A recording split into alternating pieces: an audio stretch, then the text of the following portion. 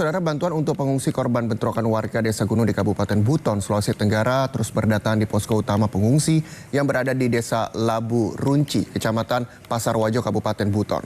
Bantuan bagi para pengungsi ini merupakan bantuan individu selain dari masyarakat sekitar, juga bantuan dari luar daerah Buton. Bantuan yang diterima berupa pakaian, bahan makanan pokok seperti beras dan telur ayam, hingga uang tunai. Bantuan ini nantinya akan disalurkan kepada korban pengungsi serta warga Desa Gunung Jaya yang masih bertahan di desanya. Tiap desa si posko, cuma yang terbanyak di sini maka kita fokus ke sini bantuannya. Nanti kemudian jika desa-desa yang membutuhkan di 8 titik Kecamatan Pasar Wajo, kami akan dropkan di titik-titik itu di masing-masing rumah tumpangan.